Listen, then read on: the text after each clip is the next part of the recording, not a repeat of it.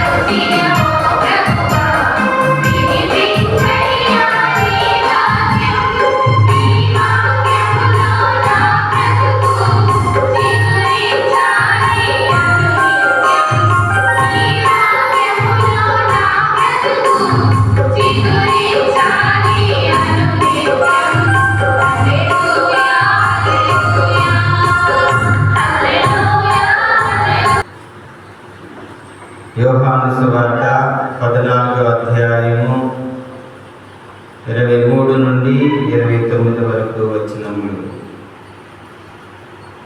యేసు శిష్యులతో ఇట్లు సమాధానం ఇచ్చాను. నన్ను ప్రేమించువాడు నా మాటను పాటించును. అప్పుడు నా తండ్రి వానిని ప్రేమించును. మేము వాని యొద్దకు వచ్చి వానితో నివసింతుము. కానీ నన్ను ప్రేమింపని వాడు నా మాట పాటింపడు. మీరు వినుచున్న ఈ మాట నాది కాదు, నన్ను పంపిన నా తండ్రిది. మీ యొద్ద ఉండగానే నేను ఈ మాటలు మీతో చెప్పితిని. కానీ నా నామమున తండ్రి పంపనున్న ఓదార్చువాడు, అనగా పవిత్రాత్మ మీకు సమస్త విషయములను బోధించి నేను చెప్పినవన్నీ మీకు తలపునకు తెచ్చును. శాంతిని మీకు అనుగ్రహించుచున్నాను, నా శాంతిని మీకు ఇచ్చుచున్నాను. లోకము వలె నేను ఇచ్చుటలేదు. మీ హృదయములను కలవరపడనీయకుడు, భయపడనీయకుడు. నేను వెళ్ళి మరలా మీ యొద్దకు వస్తును అని నేను చెప్పిన మాట మీరు విని ఉన్నారు కదా. తండ్రి నాకంటే గొప్పవాడు కనుక మీరు నన్ను ప్రేమించిన ఎడల నేను తండ్రి యొద్దకు వెళ్ళుచున్నందుకు మీరు సంతోషించగలరు. ఇది సంభవించినప్పుడు మీరు నన్ను విశ్వసింపగలందులకు ఇది సంభవింపక పూర్వమే ఇప్పుడు మీతో చెప్పుచున్నాను. ఇది క్రీస్తు ప్రభుని సువిశేషము.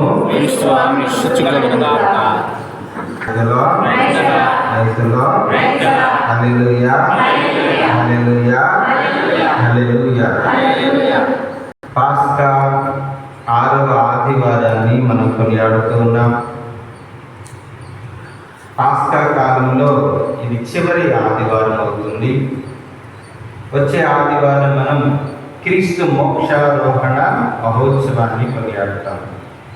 అనగా ఉత్థానుడైన క్రీస్తు 40 రోజులు శిష్యులకు దర్శనమిస్తూ వారి మధ్యన ఉంటూ వారిని తన ఆత్మతో బలపరుస్తూ వారికి ధైర్యాన్ని ఇస్తూ వారికి అనేక విషయాలను మరలా తెలియజేస్తూ ఇదిగో మోక్షారోహణమై తండ్రి కుడి పాస్యమున కుడి ప్రక్కన కూర్చోవడం.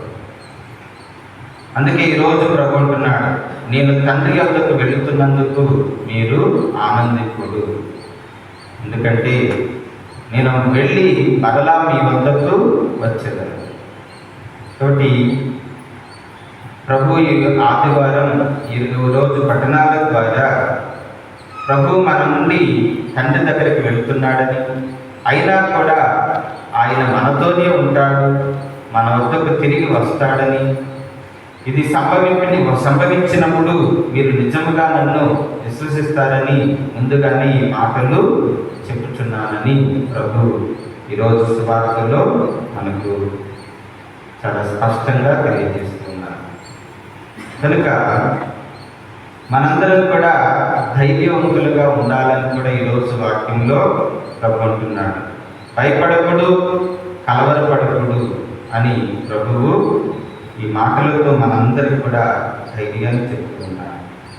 ఈరోజు మనం విన్నటువంటి సువార్త యోహాను సువార్త 14వ అధ్యాయం నుండి మనం చదువుకున్నాం. పోయిన ఆదివారమేమో కడరాత్రి భోజనం తరువాత ప్రభు శిష్యులతో నేను మిమ్మల్ని ప్రేమించినట్లే మీరును పరస్పరము ప్రేమ కలిగి ఉండండి అని ప్రభు చెప్పాడు. ఆ తర్వాత ఈరోజు ప్రభు యొక్క వాగ్దానాలన్నీ కూడా పరిపూర్ణం చేసేటువంటి ఆ అద్భుత కార్యాన్ని గురించి ప్రభు ఈరోజు వాక్యంలో మనకు తెలియజేస్తున్నాడు. ఏంటి ఆ అద్భుత కార్యం అంటే, పవిత్రాత్మను మీకు అనుగ్రహిస్తాను అని ప్రభు యొక్క వాగ్దాన ఫలాలన్నీ కూడా మనకు దయచేస్తాడని ఈరోజు వాక్యంలో మనకు తెలియజేస్తున్నాడు. ఎవరికి ఈ వాగ్దాన ఫలాలు ఇవ్వబడతాయి? ఈరోజు ప్రభు అంటున్నాడు కదా, నన్ను ప్రేమించి నా మాట పాటించేవాడు నా యందును నేను వాని యందును ముందుకు, వానిని నా తండ్రి ప్రేమించును, అప్పుడు నేను నా తండ్రి వచ్చి వానితో నివాసం చేస్తాము. Praise the lord. Hallelujah, hallelujah, hallelujah. కాబట్టి ఈ విధంగా ప్రభువు చెప్తూ ఉన్నాడు కదా, నన్ను ప్రేమించి నా మాటను పాటించేవాడిని నేను ప్రేమిస్తాను, నా తండ్రి కూడా ప్రేమిస్తాడు. ఎందుకంటే నేను నా తండ్రి ప్రేమలో నెలకొని ఉన్నాను. అట్లే నన్ను ప్రేమించి నా మాటను పాటించేవాడు నా యందును నేను వాని యందును. ఇవన్నీ కూడా ప్రభు మనకి ఎన్నో విషయాలు చెప్తున్నటువంటి మాటలు. ఫిలిప్పుతో ప్రభు అంటాడు, ఫిలిప్ అంటాడు, ప్రభు మాకు తండ్రిని చూపుము, అది మాకు చాలును అని. ఇదంతా కూడా 14వ అధ్యాయంలో మనం చదువుతాం. అప్పుడు ప్రభు అంటాడు ఏమని, ఫిలిప్పు ఇంతవరకు నన్ను ఎరుగలేదా? నన్ను చూచువాడు నా తండ్రిని చూచుచున్నాడు. ఎందుకంటే నేను తండ్రియు ఏకమై ఉన్నాము, ఒకరిగా ఉన్నాము అని ప్రభువు తెలియజేసినటువంటి మాటలు మనం జ్ఞాపకం చేసుకోవాలి. కాబట్టి ఇక్కడ ఎవరైతే ప్రభుని ప్రేమించి ఆయన మాటలను పాటిస్తారో, ఆయన ఆజ్ఞలను అనుసరిస్తూ జీవిస్తూ ఉంటారో, వారితో అత్యేక దేవుడు నివాసం చేస్తాడు.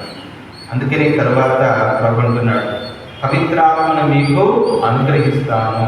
అంటే ఇక్కడ 3 వ్యక్తులు మనకి ఇక్కడ కనపడుతున్నారు, కుమారుడు, తండ్రి, పరిశుద్ధాత్మ. ఈ 3 కూడా వచ్చి వారితో నివాసము చేస్తాము అని అంటున్నాడు.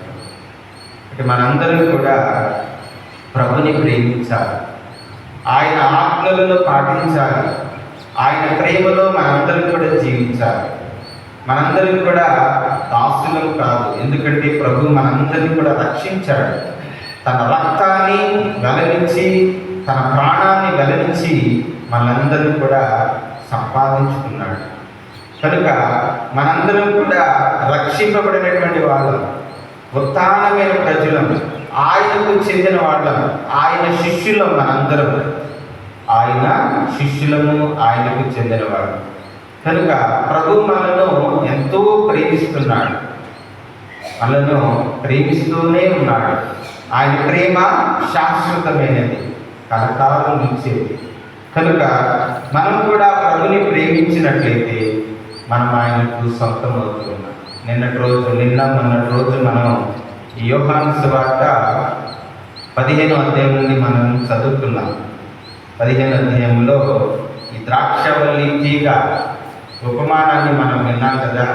ఇక్కడ ద్రాక్షవల్లి తీగ ఏ విధంగా అయితే అంటిపెట్టుకుని ఉంటాయో, అలాగే క్రైస్తవుడు క్రీస్తుకు దేవునికి మధ్య సంబంధం అలాంటిది. అందుకే ప్రభు అంటున్నాడు, నేను మిమ్మల్ని విడిచిపెట్టి వెళ్ళను, మీతోనే నివాసము చేస్తాను, మీతోనే నివాసం ఉంటాము అని చెప్పి ప్రభువు మనందరికీ వాగ్దానము చేస్తాడు. అంటే క్రైస్తవుడు దేవునిలో జీవించేవాడు, క్రీస్తులో జీవించేవాడు క్రైస్తవుడు అంటే. అలాగే క్రీస్తు ఆ క్రైస్తవుల్లో నివసించేటువంటి వాడని మనందరం కూడా తెలుసుకోవాలి.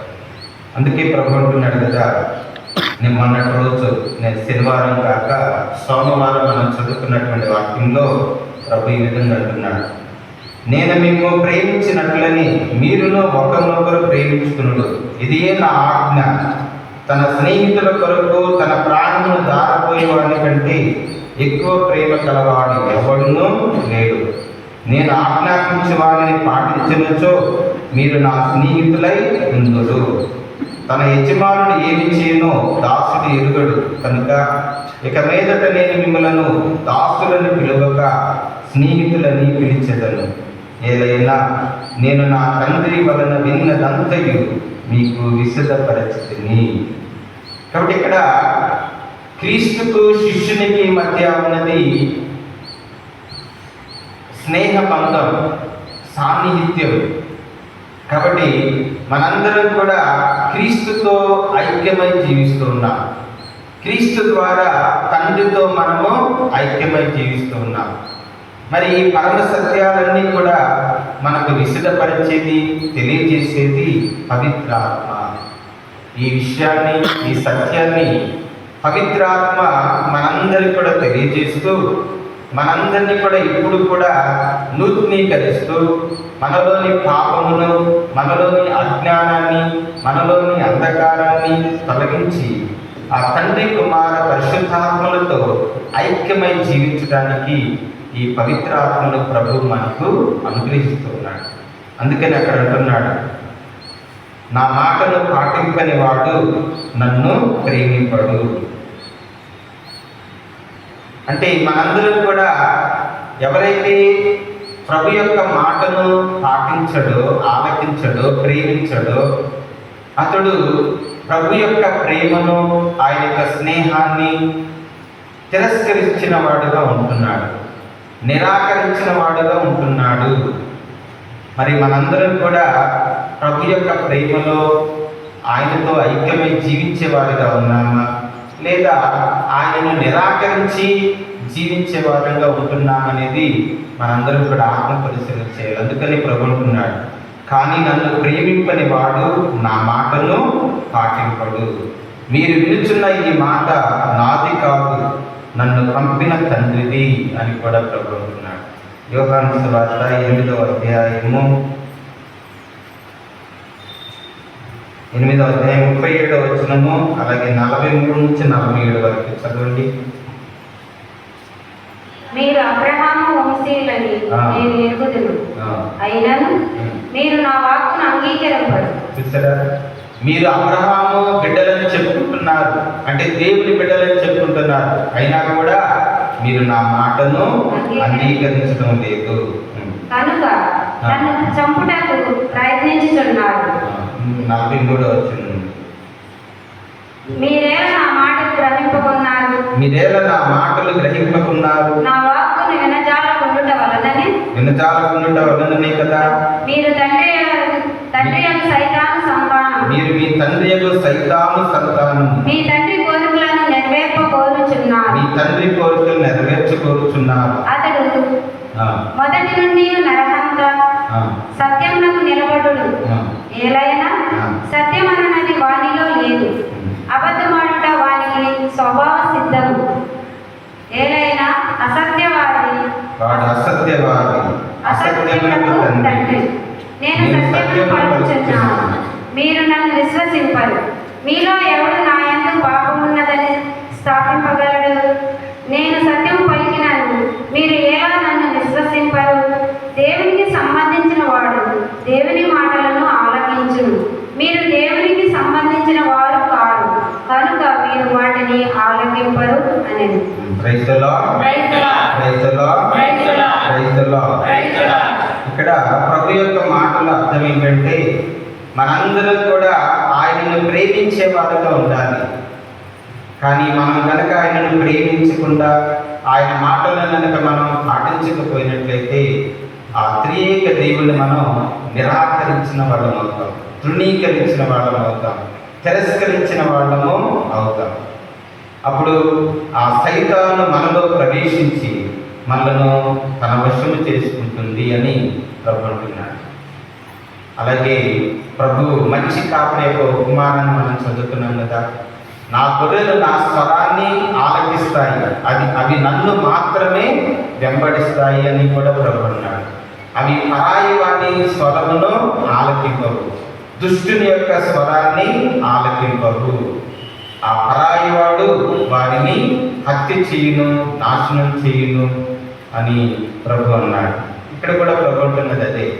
మనం కనుక ఆ ప్రభు యొక్క మాటలను ఆలకించి పాటించకపోయాము అనుకో, అప్పుడు ఆ సైతానుడు, అసత్యవాది, హంతకుడు మనలను కబళిస్తాడు అని ప్రభు అంటున్నాడు. కాదు, మనం అలా ఉండకూడదు. మనందరం కూడా ఆ త్రియేక దేవునితో నివాసం చేయాలి. అందుకని ప్రభు అంటూ, ఇది నా తండ్రి మాట, మీ యొద్ద ఉండగానే నేను ఈ మాటలు మీతో చెప్పుతుని అని చెప్పి, నా నామమున తండ్రి పంపనున్న ఓదార్చువాడు అనగా పవిత్రాత్మ మీకు సమస్త విషయములను బోధించి నేను చెప్పినవన్నీ మీకు తలపునకు తెచ్చాను.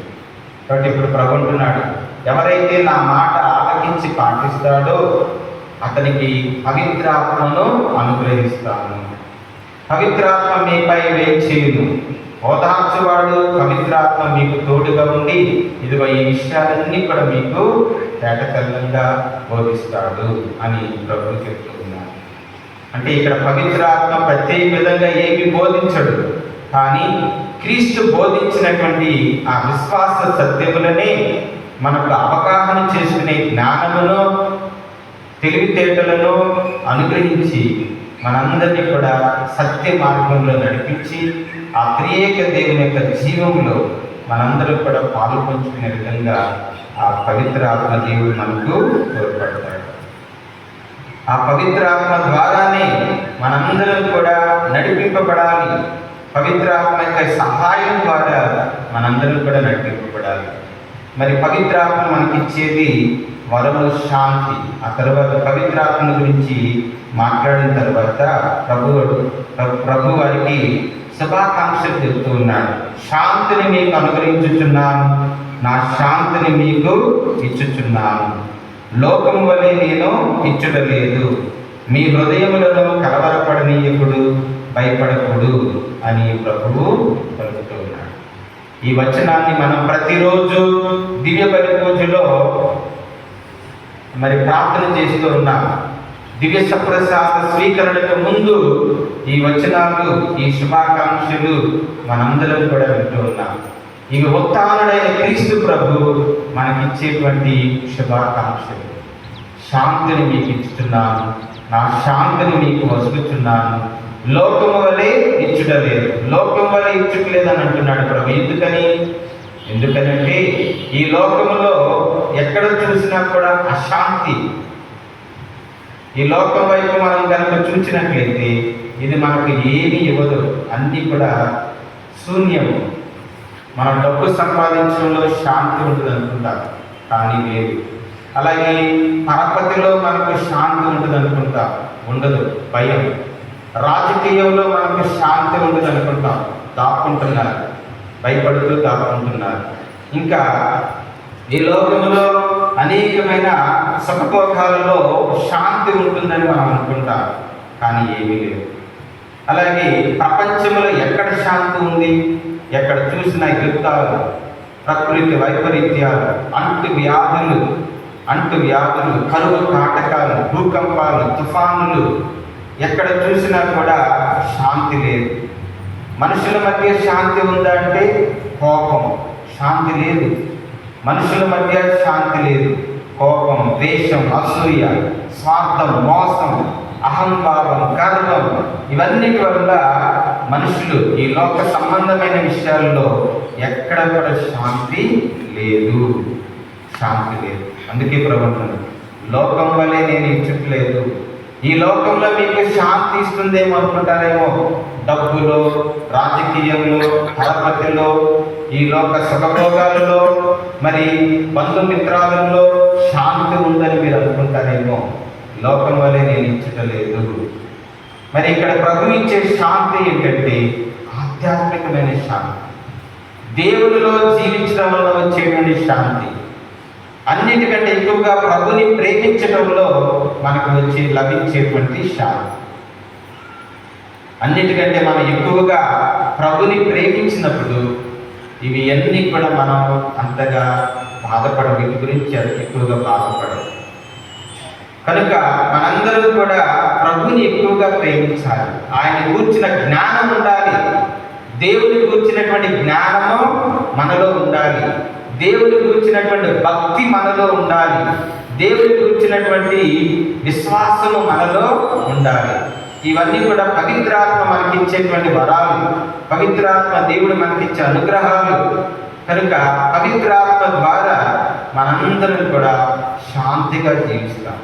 ఆ ఉత్థానుడైన క్రీస్తుని ఆత్మ మనందరినీ కూడా బలపరుస్తుంది. ఈ విధంగా పవిత్రాత్మ ఏ విధంగా మనలను శాంతి వైపు నడిపిస్తుందో ఈరోజు మనం వాక్యాలు విన్నాం. ఈరోజు మొదలుపట్నంలో తొలి క్రైస్తవ సంఘంలో వచ్చినటువంటి ఆ సమస్యను మనం చూస్తూ ఉన్నాం. తొలి క్రైస్తవ సంఘము చాలా ఉత్సాహంగా ఉంది. అపోస్తలులు ఉత్థానుడైన క్రీస్తుని ఎంతో ధైర్యంతో, విశ్వాసంతో ప్రకటిస్తూ ఉన్నారు. వారి సందేశాన్ని, సువార్తను ఆలకించినటువంటి అన్యులు చాలామంది మరి విశ్వాసులుగా మారారు. అలాగే వారి మధ్యన అద్భుత కార్యములు జరుగుతూ ఉన్నాయని పోయిన వారం మనం విన్నాం. అన్యుల ఎడల దేవుడు చేసినటువంటి అద్భుత కార్యముల గురించి పౌలు, బర్నబాలు ఇద్దరు కూడా ఆ సభకు, పేతురు అపోస్తులు పెద్దల సభకు వివరించడాన్ని మనం విన్నాం. కాబట్టి ఇక్కడ క్రీస్తు, ఉత్థానుడైన క్రీస్తు ఆ తొలి క్రైస్తవ సంఘములో ఉన్నటువంటి ఆ సమస్యను ఎలా పరిష్కరించాడో మనం చూస్తూ ఉన్నాం. సున్నతి మనకులాగా చాలామంది యూదులు మాకన్నీ తెలుసు అన్నట్లుగా మాట్లాడతారు. పౌలు, బర్నబాలు ఇద్దరు కూడా అనేక ప్రాంతాలకు వెళ్ళి సువార్తను బోధించి మరి అన్యులను కూడా దేవుని వైపు మరల్చారు. అన్యులు కూడా విశ్వాసాన్ని పొంది క్రీస్తును విశ్వసించి రక్షణ పొందుతూ ఉన్నారు. అది చూసినటువంటి కొంతమంది యూదులు అన్యులను ఆటంకపరుస్తూ, ఇబ్బంది పరుస్తూ చెప్పినటువంటి మాటలు మనం వింటున్నాం. కొందరు మనుషులు అంత్యోకులకు వచ్చి సోదరులకు మోషే చట్ట ప్రకారము సున్నతి పొందినవి తప్ప మీకు రక్షణ లేదు అని బోధింపసాగారు. ఈ విషయం గురించి వారిని పౌలు, బర్నబాలకును తీవ్రమైన వాద ప్రతివాదనలు జరిగాయి. అందుచే పౌలు, బర్నబా కొందరు యెరూషలేమునకు వెళ్ళి ఈ విషయం గురించి అపోస్తలులతోనూ పెద్దలతోనూ మాట్లాడవలనని నిశ్చయించారు.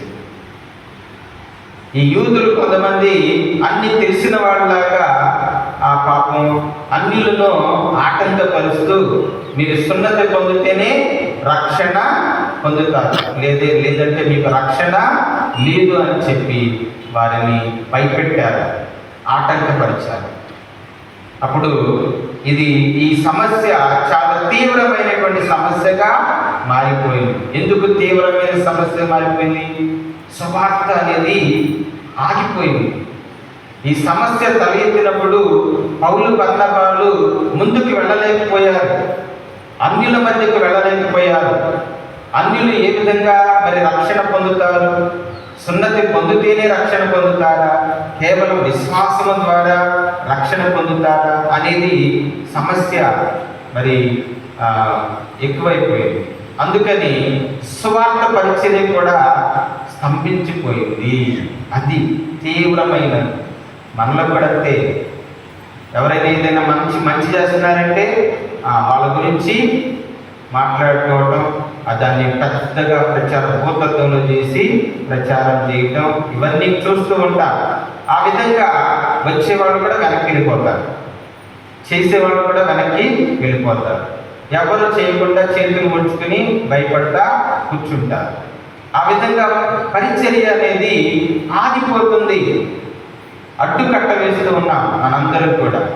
అలా మాట్లాడే వాళ్ళందరూ కూడా దేవుని యొక్క పరిచర్యకు, దేవుని యొక్క స్వార్థకు అడ్డుపడుతున్నారు. అలా అడ్డుపడే వాళ్ళని దేవుడు ఊరుకోడు. అదేవిధంగా అలా అడ్డుపడే వాళ్ళని దేవుడు ఊరుకోడు. కాబట్టి ఇక్కడ పేతురు మరి పౌలు బర్నబాలు ఇద్దరు కూడా అపోస్తుల దగ్గర పేతురు గారి దగ్గరికి పరిగెత్తుతున్నారు. ఎందుకని? సువార్త ఆగిపోయింది, ప్రచారం, దేవుని సువార్త పరిచర్య ఆగిపోయింది.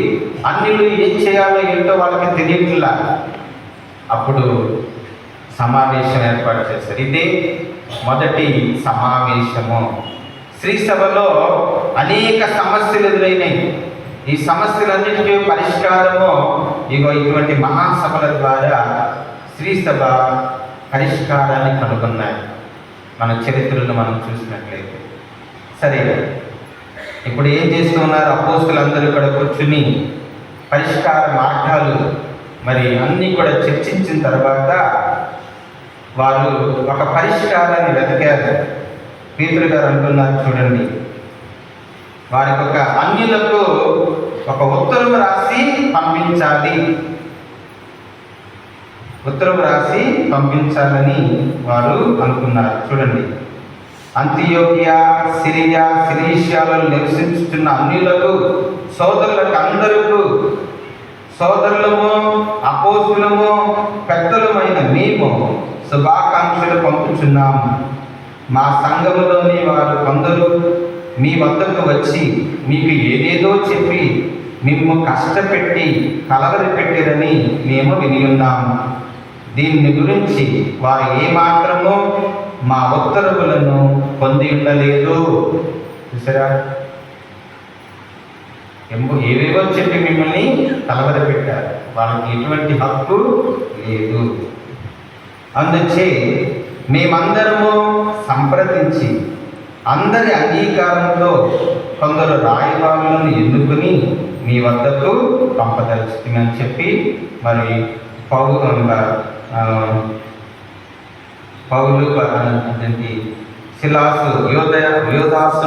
శిలాసును పౌలు బర్నబాలతో కలిసి పంపుతూ ఉన్నారు.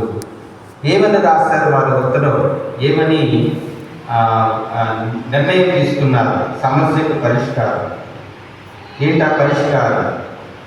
ఎందుకన్నా ఈ అవసరమైన విషయములు తప్ప వేరే భారమును దేనిని మీపై పెట్టరాదని పవిత్రాత్మకును మాకును తోచినది. చూసారా?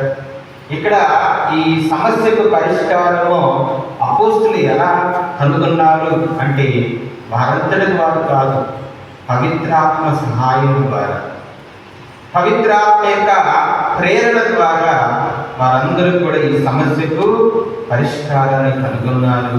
అలాగే అందరూ ఏకముగా మరి నిర్ణయము తీసుకున్నారు. పవిత్రాత్మకును మాకును తోచినది. ఈ విధంగా పవిత్రాత్మ అపోస్తుల మధ్య నుండి ఆ తొలి క్రైస్తవ సంఘంలో వచ్చినటువంటి సమస్యను మరి పరిష్కారం మార్గాన్ని కనుగొన్నారు. ప్రియమైనదేంటారా, ఏంటా పరిష్కారం?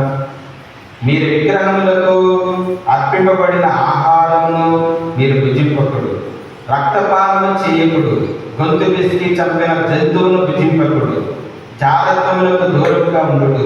ఈ పనులు మీరు చేయకుండా మీకు మేలు, మీకు శుభము అగునుగా.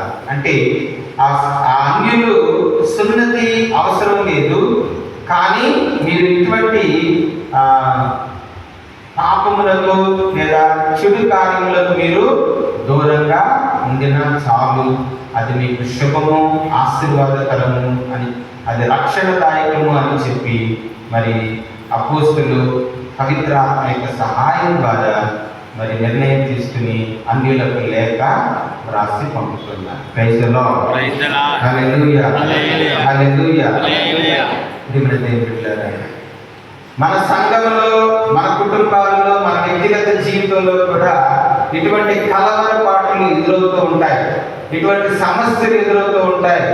సంఘంలో, కుటుంబాలలో, మీ విశ్వాస జీవితంలో అటువంటిప్పుడు మనందరం కూడా ప్రభు యొక్క మాటను ఆలకించి పవిత్రాత్మ యొక్క ప్రేరణ ద్వారా, దివ్య గ్రంథ పఠనము ద్వారా, ఇదిగో ప్రార్థన ద్వారా మనందరం కూడా పవిత్రాత్మ సహాయంతో మన జీవిత సమస్యలన్నిటికీ, కుటుంబ సమస్యలన్నిటికీ, సంఘ సమస్యలన్నిటికీ కూడా పరిష్కారంలో కనుగొనవచ్చు.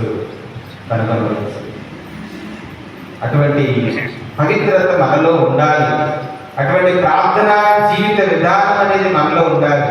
పవిత్రాత్మ నడిపింపు అనేది మనలో ఉండాలి. ప్రతి కుటుంబంలో ఉండాలి, ప్రతి సంఘానికి ఉండాలి, ప్రతి విశ్వాసానికి కూడా ఈ పవిత్రాత్మ నడిపింపు మనలో ఉండాలి.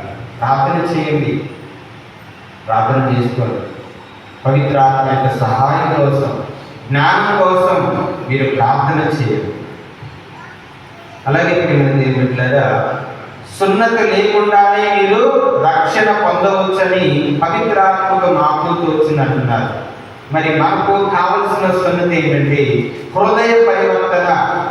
ఇక్కడ అన్యులు కూడా అపోస్తులు సూచించింది అదే. పాపములకు దూరంగా ఉండండి, చెడుకు దూరంగా ఉండండి అని ప్రభు అన్నాడు. అంటే మనకు అవసరమైనది హృదయం అనేటువంటి పరివర్తన, అది సున్నతి. మీ హృదయములను మొక్కలు చేసుకోండి, మీ గుండెను మొక్కలు చేసుకోండి అని ప్రభు అంటాడు కదా. కాబట్టి ఆ హృదయం అనే ఆ పరివర్తన మనందరికీ కావాలి. అప్పుడు పవిత్రాత్మ మనలో వేయించేసి ఆ త్రియేక దేవుడు మనతో నివాసం ఉండి మన జీవిత సమస్యలన్నిటికీ, మనలో ఉన్నటువంటి చెడు, మనలో ఉన్నటువంటి పాపం అంతా కూడా ఆయన తొలగించి మనల్ని శాంతితో నడిపిస్తాడు. శాంతితో మనలను నడిపిస్తాడు. మీ కుటుంబాలకు శాంతినిస్తాడు, మీ జీవితాలకు శాంతినిస్తాడు. ఇదే ప్రార్థన మనం పరలోక ప్రార్థన చెప్పిన తర్వాత చెప్తాం. పరలోక ప్రార్థన అని చెప్తాం. మీరు జాగ్రత్తగా వింటారు.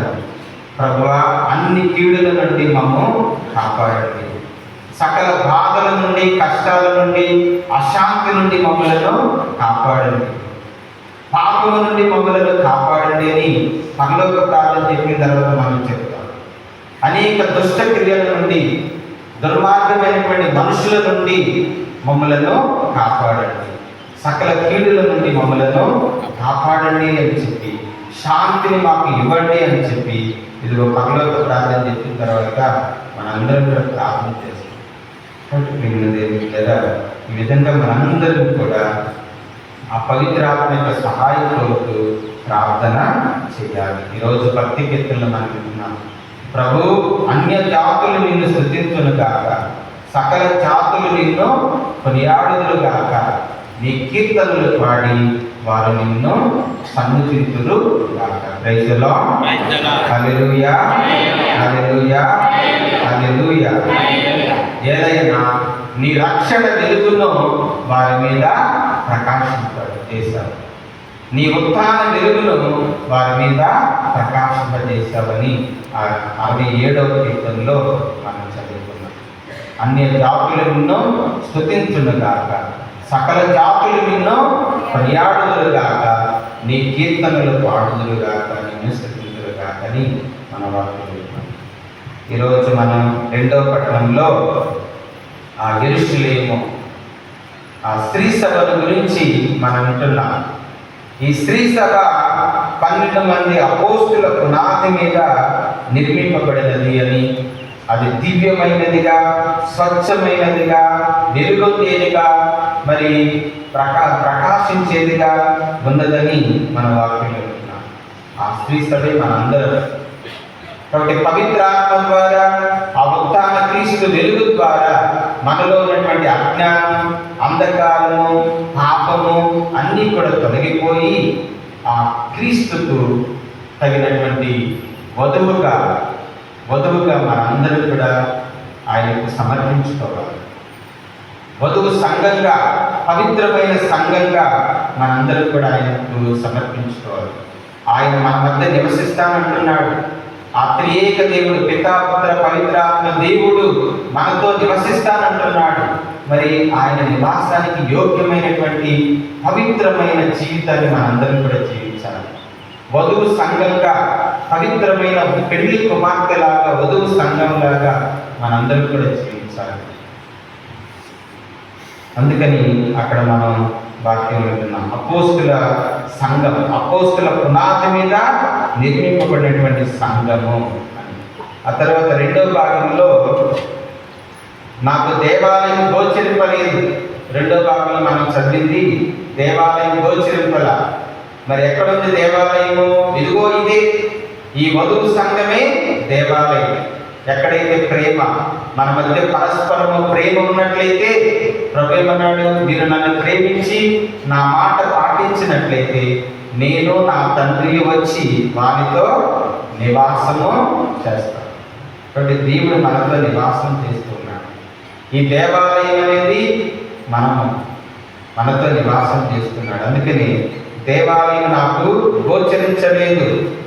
ఆ నగరములకు సర్వశక్తిమంతుడైన దేవులకు, ప్రభువును, గొర్రెపిల్లయను దేవాలయం కదా. కాబట్టి ఆ గొర్రెపిల్లైనటువంటి క్రీస్తే మనకు దేవాలయంగా ఉన్నాడు. ఆ నగరములకు సూర్య చంద్రుల వెలిగే అవసరం లేకుండెను. దేవుని తేజస్సు ఆ నగరమును దేదీప్యమానముగా చేయును. గొర్రెపిల్లయే ఆ నగరములకు దీపము. ప్రపంచ ప్రజలు దాని వెలుగుచి నడవగలుగుతురు.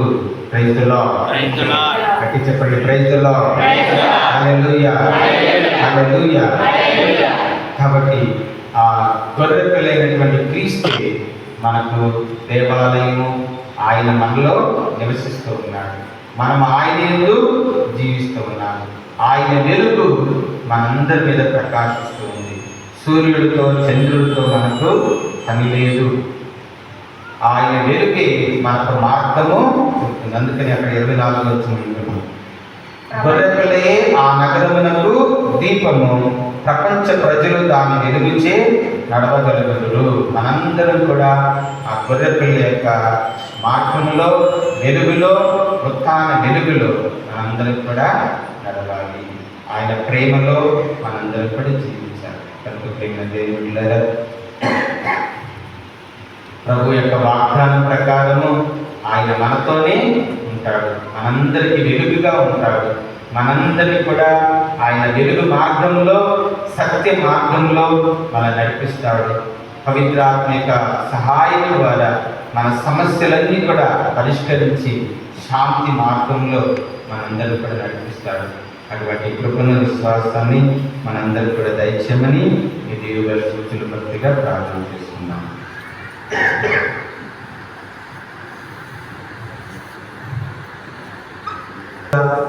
ఇదిగో లోకం యొక్క పాపములను పరిహరించడి ప్రభు. నన్ను ప్రేమించి నా మాటను పాటించు వారిని నా తండ్రి ప్రేమించును. నేను తండ్రి వచ్చి వారితో నివాసము చేతుము, నివసిద్దుమని పలికిన ప్రభు ఇయని. ఈ ప్రభుని విందుకు పిలువబడిన వారు ధన్యులు. ఆత్మ